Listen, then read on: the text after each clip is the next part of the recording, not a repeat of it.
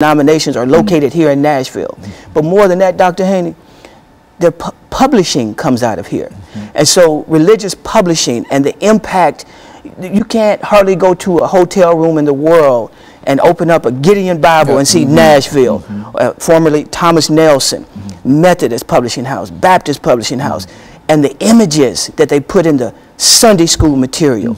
And so they decide what Moses looks like, what Miriam looks like, and we see that was an entire movement around icons and iconoclasm to pull these images down because of theologically what they reproduce, particularly around images that support white supremacy. And when I say white supremacy, people cringe, and we want to talk about white supremacy not as a deconstructing white people, but deconstructing the brutal 500-year legacy of slavery that continues to show up in unjust systems and structures and institutions like the prison industrial complex that criminalizes black and brown embodied people and poor white people at disproportionate levels. Very good. And so in a real sense, as a community organizer, it means that you're working in various communities around the city. Why don't you? Around the state. Around the state. Yeah, and so to continue with about this interpreting community. So there's several interpreting communities, right? So we saw in 1960 when Vanderbilt kicked Jim Lawson out for organizing the sit-ins, right? Then there was an interpreting community with American Baptist College, Fisk, Meharry, and Tennessee State University that interpreted scripture very differently, right? And so these are two interpreted communities in the same city, right? And it depends where we are seated, determines where we stand in a lot of issues. So we see these interpreted communities even today, and how do we create a narrative if we are in faith that reclaims, particularly the Christian faith, the life and ministry of Jesus. And we think about that.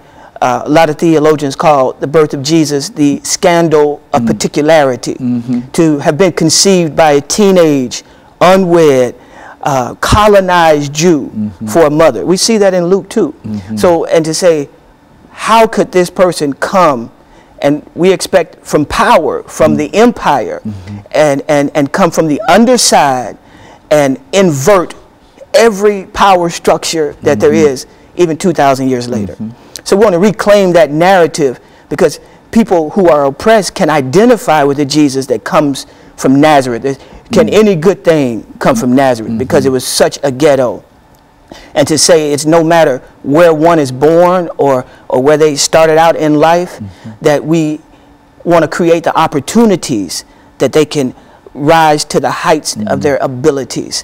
And if that means addressing, we call it social sin, unjust systems, because we want to limit this idea of sin to personal piety, right? But I'm Methodist, so we believe in the outworking of that through this understanding, this social holiness, right? And this holiness shows up in how we live in community together and who is my neighbor. So my work is deeply inspired by my faith. And so what we'll do, Mr. Caldwell, is to take this final commercial break, and then we'll come back and we'll have about 10 minutes, and that will give you an opportunity to bring in additional information that you'd like to deal with, as well as to appeal to whatever people you would like to appeal to this morning in reference to what you're doing.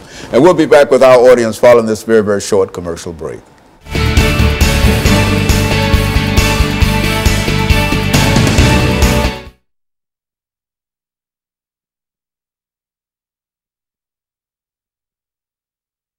About individuals, former felons, talk about gentrification, man.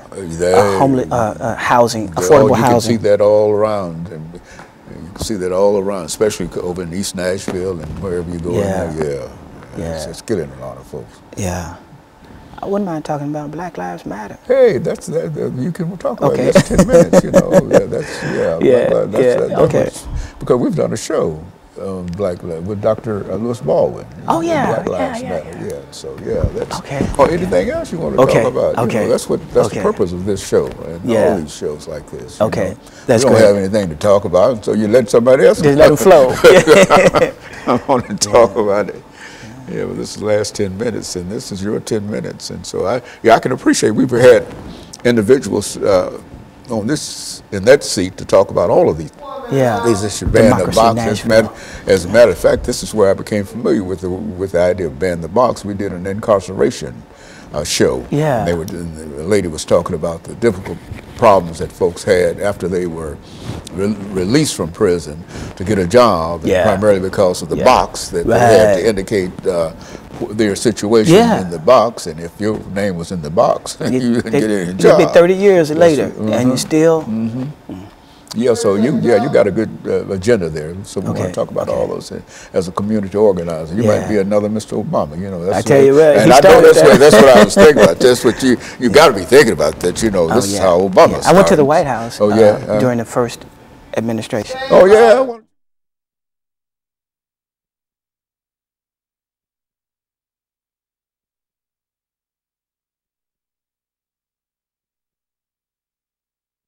Thank you and welcome back to the final segment of the show for today. We're talking to Mr. Keith Caldwell, and he's giving us some information in reference to religion and faith and religion. And so, Mr. Caldwell, let's pick up where we left off before we had our second commercial break, dealing with religion and faith, or faith and religion, however you wish to pursue it as a community organizer, and some of the issues that you have found to be of importance that our audience ought to know about today. Yeah, I'd like to direct folks to some of the work done around affordable housing.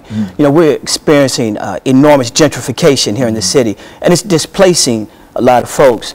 There's a group called Open Table, and Open Table works with people who are homeless and people who are threatened to be homeless. We think about there are 200 people a day moving into Nashville, right at 60,000 people a year, one of the 5 top cities in America. But it's really a tale of 2 cities. So we see maybe Charlotte Avenue as the line of demarcation, and this affluence on the West End side, and then North Nashville, particularly with the 28th corridor being open, being just so rapidly gentrified that people are being displaced. And there was a rally this past week that folks are doing. Fort Negley, people were camping out because the mission is so filthy they don't want to go to military. Is that why they are not there? Is the mission situation that bad? A lot of the folks who are living at Fort Negley said because of the and the restrictive manner that it's run.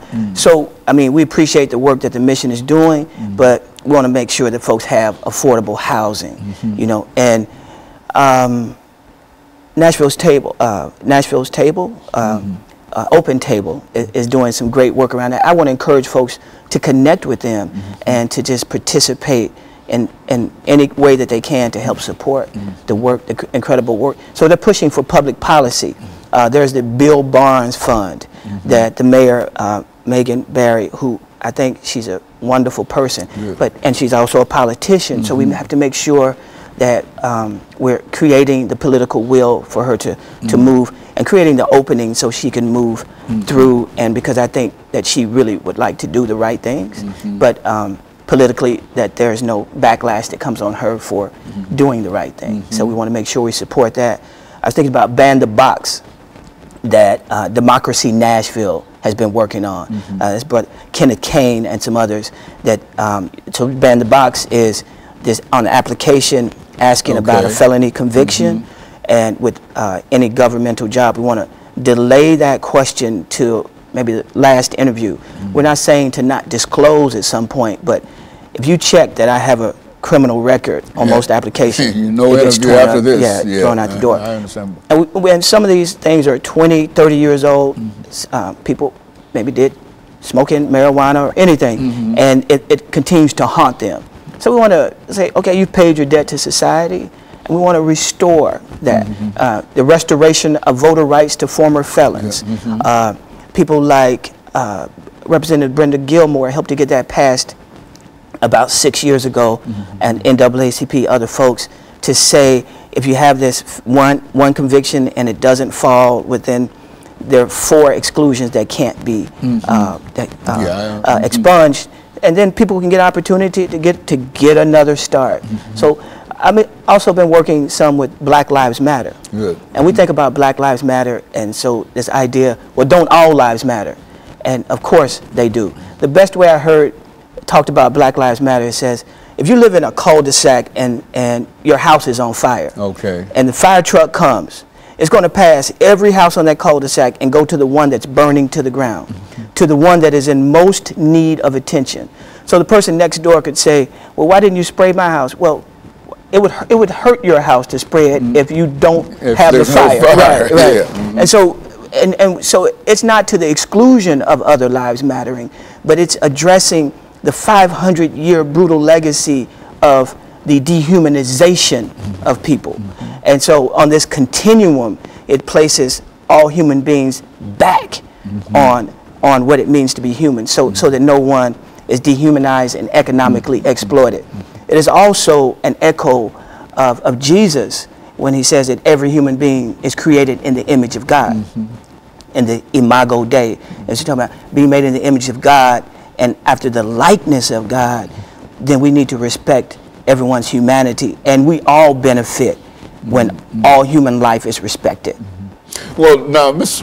Caldwell, what kind of support do you feel that your organization is receiving in terms of the kind of social program, the kind of religious program and topics that you're dealing with? I mean, is there a real concern that people have in Nashville in reference to some of these things? Yes. In fact, we noticed back last November of 2014, we were going to have a candlelight vigil. It was Black Lives Matter. And that same day, the verdict came in on I Can't Breathe, Eric Garner. So we were expecting, on Facebook, we had about 70 people who signed up. And that was at 6:00 p.m. We were going to hold candlelight vigil in front of the downtown police precinct. Well, at 5:30, we had 300 people. At 6:00, we had 700 people. And 30 or 40% of those people were well-intentioned white people who brought their children, their 10-year-old son and 8-year-old daughter, and said, you know, I've benefited from white supremacy, but I know what it's done to me, like that it contorts my soul, and I want to undo that, and I don't want my children to experience that. And so we're here. And so that's a reclaiming of one's humanity, you know, despite this system that does that. We knew that the folks were a little restless, and so the vigil turned into a march. It was a nonviolent march downtown. So we went down Broadway and we were coming up through the honky tonks, and so here we are coming up the honky tonks, and people stumbling out and hearing Black Lives Matter from a 95-pound white woman with her 2 children, and so. But we see this as a human problem, and that when we do better, we all can do better. And so the interrelatedness of our humanity, and not to just, you know, we look at the current election and the vitriol that's going on, and who can be the most angry and the most fearful, and that's no way to be in community. So we want to have a love ethic that recaptures our humanity. And Nashville would seem to be an excellent place for that to start. And, in view of all of the religious, I think you mentioned earlier, all the religious institutions, whether publishing institutions, churches, and et cetera, and et cetera. So this would, in a real sense, be the Rome, in a real sense, of the Black Lives Matter movement. And there's a group called Surge, and they are white anti-racists, doing fantastic work. And the same factors that were here in 1960 are the same factors that continue to make Nashville a beloved community, or a potential site for beloved community. And so in a real sense, Mr. Caldwell, as we end this show for today, we've got about a minute and a half. In a real sense, you think that some of the work that you and others are doing really has an impact in terms of making people more aware what is going on, affordable housing, health, incarceration, and et cetera. These are all some of the issues that you're dealing with in order to try to improve society and in a real sense bring religion and faith together. That's right, and particularly in the face of this prosperity gospel that is being preached around, if you believe God, then you can have a Mercedes-Benz in your driveway, and it has no critique of unjust systems. It has none. And it's a failure, and it's about this individualistic, capitalistic Christianity. About, you know, it's really like I make a deal with God. For me, versus that God is saying, I'm coming back for a people, that we are saved in the collective, we are saved in the aggregate, and so our salvation is tied up one to another, and that our salvation isn't entirely otherworldly, not by and by yonder ways, but on this side of the grave. And to imagine that I would have to die to experience any liberation. Oh, how convenient is that for the powers that be, that I would have to die in order to be liberated. And so I serve a God who is concerned about me holistically. Okay, very good. And Mr. Caldwell, let me thank you for coming by and giving us excellent information, because I think that there are so many opportunities that people miss when they don't understand what you're talking about now. And let me encourage our audience to tune in again next week for another informative edition of Comments. Thank you and